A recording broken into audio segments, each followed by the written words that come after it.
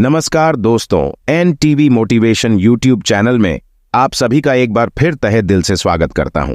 दोस्तों, आज की जो कहानी है वो बहुत ही ज्ञानवर्धक और बहुत ही मोटिवेशनल है। आज के वीडियो में हम बात करेंगे आखिर पत्नी की। वो कौन सी 3 चीजें होती हैं जो हर पुरुष को देखना चाहिए। जो पुरुष अपनी पत्नी की इन 3 चीजों को देखता है वह अपने जीवन में कभी भी गरीब नहीं रहता। उसके घर में सदैव मां लक्ष्मी का वास रहता है और मां लक्ष्मी की कृपा दृष्टि उनके ऊपर सदैव बनी रहती है। आज की वीडियो में हम बताएंगे कि आखिरकार वह कौन सी 3 चीजें हैं जो हर पुरुष को अपनी पत्नी की देखनी चाहिए। दोस्तों, वीडियो में आगे बढ़ने से पहले आपसे रिक्वेस्ट करते हैं कि वीडियो को लाइक जरूर करिएगा, साथ ही हमारे चैनल को सब्सक्राइब करके बेल आइकन जरूर दबाइएगा। दोस्तों, आज की इस प्यारी सी कहानी से जानते हैं कि पत्नी की वह कौन सी 3 चीजें हैं जो हर पुरुष को अपनी पत्नी की देखनी चाहिए। दोस्तों, एक बार की बात है, किसी गांव में एक आदमी रहा करता था। वह आदमी अपनी पत्नी से बहुत परेशान था क्योंकि उसकी पत्नी अपने पति से बात बात पर लड़ाई झगड़ा करती थी। उसके घर में एकदम कंगाली छा गई थी। खाने के लिए घर में ना ही कोई दाने थे, ना ही पीने के लिए पानी और ना ही पहनने के लिए वस्त्र थे। रोज रोज के इस क्लेश से वह पुरुष अपनी पत्नी से परेशान हो गया था। एक दिन की बात है, वह आदमी अपने घर से जंगल की तरफ निकल जाता है। जंगल में जाते जाते उस आदमी की एक साधु से मुलाकात होती है। तब वह आदमी उस साधु के पास बैठ जाता है और वहां पर बैठकर रोने लगता है। वह साधु उस आदमी को पूछते हैं कि पुत्र, आखिर तुम्हें हुआ क्या है, तुम क्यों रो रहे हो। तब वह आदमी उस साधु को बताता है कि महाराज, मेरे घर में मेरी पत्नी और मेरे 2 छोटे छोटे बच्चे हैं। मेरी पत्नी मेरी कोई भी बात नहीं मानती है, बात बात पर मुझसे लड़ाई झगड़ा करती है, जिसकी वजह से मेरा एक छोटा सा बिजनेस था वह भी बंद हो गया और अब हम घर में दाने दाने के लिए मोहताज हैं। हमारे घर में खाने के लिए कुछ भी नहीं है, पीने के लिए पानी नहीं है और पहनने के लिए वस्त्र नहीं है। लेकिन मैं अपनी पत्नी को समझाता हूं कि लड़ाई झगड़ा ना करें। इसके बावजूद भी वह घर में रोज लड़ाई झगड़ा करती है। इस वजह से मैं बहुत दुखी हूं और बहुत परेशान हूं। इसलिए मैं घर छोड़कर आपकी शरण में आया हूं। वह साधु महाराज उस आदमी को बोलते हैं कि पुत्र, तुम रो मत। आज मैं तुम्हें ऐसी 3 चीजें बताने जा रहा हूं जो पुरुष अपनी पत्नी की 3 चीजों को देखता है।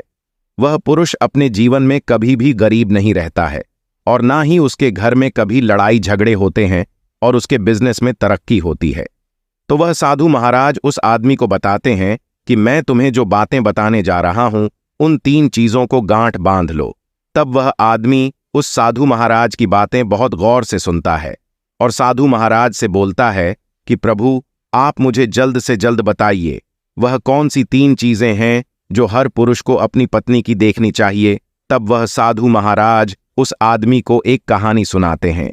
वो कहते हैं, किसी नगर में एक सेठ रहा करता था। उस सेठ का बहुत बड़ा व्यापार था। उसके घर में सेठ और उसकी पत्नी रहा करते थे। उस सेठ और सेठानी में आपस में बहुत प्रेम था। उनके घर में कभी भी लड़ाई झगड़ा, किसी प्रकार का कोई अंधा क्लेश नहीं होता था। इसलिए उसके घर में सदैव मां लक्ष्मी का वास रहता था और उनके बिजनेस में दिन दुगनी रात चौगुनी तरक्की होती थी। उन सेठ सेठानी में इतना प्रेम था कि आसपास के लोग उनके इस प्रेम को देखकर जल जाया करते थे।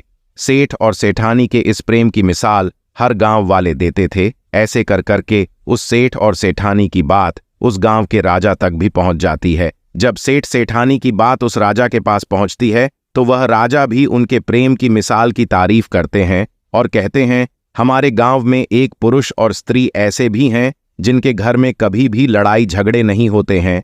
उन दोनों में आपस में इतना प्रेम है कि जितना मैंने आज तक अपनी जिंदगी में कभी भी नहीं देखा। दोस्तों, एक बार की बात है, वह राजा पूरे नगर में ढिंढोरा पिटवाते हैं और कहते हैं कि इस राज्य में जितने भी लोग हैं वह सभी लोग अपने अपने घर में दिया जलाकर रखेंगे।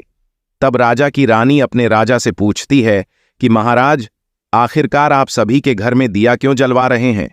राजा रानी की बात सुनकर रानी को बोलते हैं कि दीपक प्रेम की निशानी होती है। जिसके घर में दीपक जलता है उसके घर में सदैव ही प्रेम बना रहता है और मैं चाहता हूं कि जो प्रेम सेठ और सेठानी के बीच में है वही प्रेम हमारे इस नगर में हमारे इस राज्य में हर पति और पत्नी के बीच में हो, इसलिए मैं हर घर में दीपक जलाना चाहता हूं। दोस्तों, राजा के सैनिक पूरे नगर में ढिंढोरा पीटते हैं और बोलते हैं सभी के घर में दीपक रात भर जलना चाहिए। राजा की बात मानकर सभी नगरवासी अपने अपने घर में दिया जलाते हैं, लेकिन जैसे ही आधी रात होती है सभी के घर के दीपक बुझ जाते हैं। लेकिन उस सेठ और सेठानी के घर का दीपक कभी भी नहीं बुझता है, क्योंकि दीपक प्रेम की निशानी होती है, और जो सेठानी थी वह अपने घर के दीपक को सदैव जलाए रखती थी, जिससे सेठ और सेठानी का प्रेम बरकरार रहे। लेकिन जो सेठानी थी वह अपनी मनमानी काम करती थी, उसका जो मन करता था वह वही काम करती थी। लेकिन सेठ को इस बात से कभी भी कोई दिक्कत नहीं होती थी, क्योंकि सेठ बहुत समझदार था। वह सोचता था कि यदि मैं अपनी पत्नी को रोक टोक करूंगा तो घर में बेवजह ही लड़ाई झगड़े होंगे। इसीलिए सेठ सेठानी की कई चीजों को और कई बातों को अनदेखा करता था। वह सेठ इसलिए अनदेखा करता था ताकि पति पत्नी में वह प्रेम और व्यवहार बना रहे। एक दिन की बात है, राजा और रानी अपनी छत के ऊपर खड़े होकर अपने नगर का नजारा देख रहे थे, और वह राजा और रानी देखते हैं कि उनके पूरे राज्य में अंधेरा था, लेकिन सिर्फ एक सेठ और सेठानी का ही गांव का घर था जहां दीपक जल रहा था। तब राजा रानी से बोलता है कि देखो सेठ और सेठानी में कितना प्रेम है। सभी के घरों का दीपक बुझ गया है, लेकिन सेठ और सेठानी के घर का दीपक अभी भी जल रहा है। इसका मतलब यह है कि सेठ और सेठानी में बहुत ही ज्यादा प्रेम है। तब रानी अपने राजा से बोलती है कि महाराज, सेठ और सेठानी में जो भी प्रेम है वह इसलिए है क्योंकि सेठानी समझदार है, इसलिए सेठ के घर में प्रेम है। जब राजा रानी की बात सुनता है तब राजा बोलता है कि नहीं महारानी, यहां पर सेठ ज्यादा समझदार है, इसलिए उनके घर में कभी भी लड़ाई झगड़ा नहीं होता है। रानी बोलती है कि सेठानी समझदार है। राजा बोलते हैं कि नहीं, सेठ समझदार है। सेठ और सेठानी की बात को लेकर राजा और रानी में बहस होने लगी। तब राजा बोलता है कि देखो, हमें बहस करने की जरूरत नहीं है, क्यों ना हम दोनों उनकी एक परीक्षा लें। परीक्षा में जो पास होगा वही समझदार होगा। राजा और रानी अपनी बात से सहमत हो गए और उन दोनों की परीक्षा के लिए तैयार हो जाते हैं। तब राजा अपने महल में जाता है और अपनी दासी को बुलाता है, और वह अपनी दासी से बोलता है उस सेठ के पास जाओ और जो जो प्रश्न मैं तुमसे बोल रहा हूं वह तुम सेठ को बोलना। वह दासी बोलती है ठीक है महाराज। फिर वह दासी राजा की बात सुनकर सेठ के पास जाती है। उसी समय ही सेठ की पत्नी कुछ सामान लेने के लिए बाजार गई थी, तो वह राजा की दासी सेठ से बोलती है कि सेठ जी, मैं राजमहल से आई हूं, राजा साहब ने मुझे भेजा है। वह सेठ उस दासी को बोलता है कि बताइए, मैं आपकी क्या सेवा कर सकता हूं। आप बैठिए, मैं आपके लिए पानी लेकर आता हूं। तब वह दासी सेठ से बोलती है नहीं सेठ जी, मैं राजा की दासी हूं, बस आपके पास राजा के समाचार लेकर आई हूं। तब वह सेठ बोलता है कि ठीक है दासी, आप मुझे बताइए राजा साहब ने मेरे लिए क्या समाचार भेजा है। तो वह दासी सेठ से बोलती है कि सेठ जी, राजा साहब ने मुझे यह बोला है, यदि तुम अपनी पत्नी को छोड़ देते हो तो वह तुम्हें खूब सारे हीरे और जवाहरात देंगे, तुम्हें राजमहल में एक अच्छे पोस्ट पर नौकरी भी देंगे। लेकिन सेठ राजी नहीं हुए। दूसरी बात, रानी ने राजा से बोला था कि नहीं सेठ समझदार नहीं है, सेठानी समझदार है। सेठ और सेठानी की बातों को लेकर राजा और रानी में फिर से कहासुनी होने लगी। तब रानी राजा से बोलती है कि तुमने सेठ की परीक्षा ली है, मैं भी सेठानी की परीक्षा लेना चाहती हूं। तब इससे बात क्लियर हो जाएगा कि सेठ और सेठानी में कौन ज्यादा समझदार है। वह राजा रानी को आदेश देता है कि प्रिय, तुम भी एक बार सेठानी की परीक्षा ले लो। तब रानी ने अपने राजमहल से एक दास को उस सेठानी के पास भेज दिया और अपने दास से बोलती है कि जो मैं तुम्हें बोल रही हूं यह सारी चीजें जाकर उस सेठानी को बोलना। तब राजा का दास उस सेठानी के पास जाता है। इधर से सेठ अपने काम के सिलसिले में कहीं बाहर गया हुआ था, घर पर सेठानी ही अकेली थी। दास मौका देखकर उस सेठानी के पास पहुंचता है और सेठानी से बोलता है कि सेठानी जी, मैं राजमहल से आया हूं, मुझे रानी साहिबा ने भेजा है। दोस्तों, तब वह सेठानी बोलती है ठीक है, बताइए किस लिए तुम्हें रानी साहिब ने मेरे पास भेजा है। तब वह दास सेठानी से बोलता है कि रानी साहिबा ने बोला है कि यदि तुम अपने पति को छोड़ दोगी तो वह बहुत सारे हीरे जवाहरात देंगी, और अगर तुम अपने पति को मार दोगी तो वह तुम्हें अपने राज्य का आधा हिस्सा दे देंगी। दास की बात सुनकर सेठानी तैयार हो जाती है और कहती है, ठीक है, यदि रानी साहिबा अपने राज्य का आधा हिस्सा मुझे देंगी तो मैं अपने पति को मार दूंगी। तब उस राजा का दास उस सेठानी से बोलता है कि मुझे कैसे पता चलेगा कि तुमने सेठ जी को मार दिया है। दोस्तों, तब सेठानी राजा के दास से बोलती है कि मेरे घर में जो दीपक जल रहा है वह तुम्हें दिख रहा है। तब दास बोला, हाँ दिख रहा है। तब सेठानी उस राजा के दास से बोलती है कि जब मैं अपने पति को मार दूंगी तो मैं यह दिया बुझा दूंगी, तो तुम्हें पता चल जाएगा कि मैंने अपने पति को मार दिया है। अब वह दास सेठानी की बात सुनकर राजमहल को वापस लौट जाता है और राजा और रानी को यह सारी बात बताता है। सेठानी की बात सुनकर रानी बहुत अचंभित हो जाती है और रानी को स्त्री जाति से नफरत होने लगती है।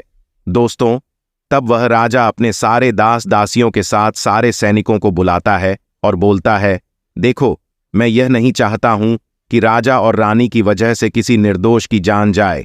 तुम ऐसा करो, उस सेठानी के घर जाओ और उस सेठ को सारी बातें बता दो और उस सेठ को बचा लो। इधर दास और दासी सेठानी के घर पर जाते हैं और सोचते हैं कि सेठानी तो सेठ को रात में मारेगी और दिया भी बुझाएगी। इससे पहले ही हम सेठानी के घर में हमला बोल देते हैं। इधर रात भी नहीं हुई थी, शाम का समय था और जैसे ही राजा के सैनिक सेठानी के घर पर धावा बोलते हैं तो देखते हैं कि सेठ पहले से ही मरा हुआ है। तब राजा और रानी के दास दासी उस सेठानी से बोलते हैं, सेठ जी तो मरा पड़ा है, लेकिन सेठ को तो तुम्हें रात में ही मारने के लिए बोला गया था। तब वह सेठानी उस दास और दासी से बोलती है कि सेठ को तो मुझे मारना ही था, रात में तो मुझे दिया बुझाना था, इसलिए सेठ को तो मैं दिन में ही जहर देकर मार दिया है। अब मेरा काम है सिर्फ दिया बुझने का। वह सैनिक उल्टे पांव उस सेठ के घर से राजा के दरबार में भागे भागे जाते हैं और राजा को सारी बातें बताते हैं। राजा क्रोध से आग बबूला हो जाता है और उसको स्त्रियों से घृणा होने लगती है और वह अपने सैनिकों को भेजता है कि उस सेठानी को बंदी बनाकर लाएं। तब राजा के सैनिक उस सेठानी को बंदी बनाकर राजा के राज दरबार में पेश करते हैं। तब वह राजा उस सेठानी को कारावास में डलवा देता है और वह राजा समस्त स्त्री जाति से नफरत करने लगता है। दोस्तों, वह साधु इस कहानी को गांव के उस आदमी को सुनाता है। तब साधु उस आदमी से बोलता है, अब तुम्हें समझ में आ गया होगा कि स्त्री की वह कौन सी 3 चीजें हैं जो हर कोई पुरुष को देखना चाहिए।